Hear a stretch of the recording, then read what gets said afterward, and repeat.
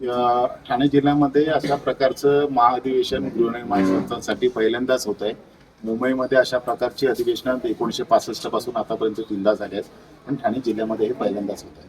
गृहनिर्माण संस्थांच्या असलेल्या वेगवेगळ्या समस्या, विशेषतः स्वयंपुनर्विकास असेल, पुनर्विकास असेल, या संदर्भात अर्थपुरवठा होताना अडचण येते आहे किंवा पुनर्विकास करताना बऱ्याच ठिकाणी बिल्डरनी काही अग्रीमेंट केले आहेत आणि वेगवेगळ्या विषयासाठी पुनर्विकास थांबलेला आहे. त्यामुळे सोसायटीच्या सभासदांना, पदाधिकाऱ्यांना मोठ्या प्रमाणात अडचणींना सामोरे जावं लागतं. या सगळ्यांचा सगळे प्रश्न सुटावेत यासाठी आपण हे महाअधिवेशन आयोजित केलेलं आहे. यामध्ये सहकार कायद्यामध्ये जे गृहनिर्माण संस्थांसाठी स्वतंत्र प्रकरण तयार झालेलं आहे 154B, त्याच्यामध्ये सुद्धा काही आवश्यक बदल करणं आवश्यक आहे आणि हे सगळे बदल आणि आवश्यक बाबी या अधिवेशनाच्या माध्यमातून शासनापर्यंत पोहोचवण्याचा आमचा मानस आहे.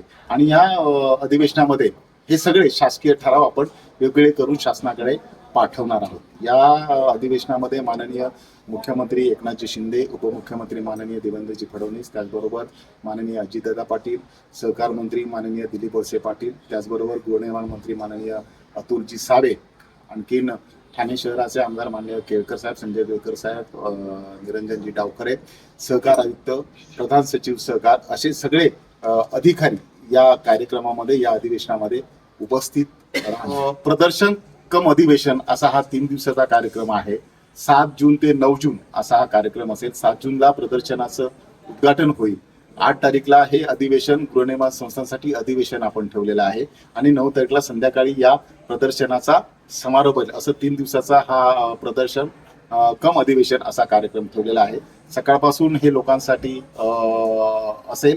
3 दिवसाचा कार्यक्रम आहे आणि लोकांना गरमीचा किंवा पावसाळ्याची शक्यता असल्यामुळे जे मंडप बनवणार आहोत ते वातानुकूलित आहेत, एसी असणार आहे, त्यामुळे लोकांना त्रास होणार नाही त्याची दक्षता आम्ही घेतली. मुळात सगळ्याच सोसायटीना आपण ठाणे जिल्ह्याचा विचार करता 32,000 गृहनिर्माण संस्था आहेत. महाराष्ट्राचा विचार केला तर 1,20,000 संस्था आहेत.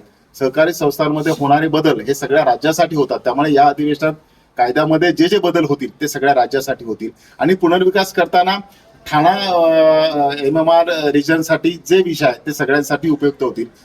जे पुनर्विकास रखडलेला आहे बरीच वर्ष, बिल्डरचे काही कारण आहेत, कोर्टात केसेस आहेत आणि तो सुटावा हा त्यामागचा मुख्य उद्देश आहे. 8 ते 10,000 गृहनिर्माण संस्था याच्यामध्ये सहभागी होतील अशी अपेक्षा आहे आणि त्या प्रकारे आपण प्रयत्न करतो आणि तुमच्या माध्यमातून आपण विनंती करतोय की यासाठी आपण लिंक बनवलेली आहे. त्या लिंकवर गृहनिर्माण संस्थाच्या सभासदांनी, पदाधिकारी नोंदणी करावी आणि त्यांना याविषयी काही अडचण असेल तर आमच्या हाऊसिंग फेडरेशनची ठाण्यात असेल, डोंबिवली असेल, मीरा भाईंदर असेल, बदलापूर असेल, या ठिकाणी आमची कार्यालय आहेत, त्या ठिकाणी संपर्क साधावा. मात्र जास्तीत जास्त गृहनिर्माण संस्थांनी याच्यामध्ये सहभाग घ्यावा अशी तुमच्या वतीने मी विनंती करतो.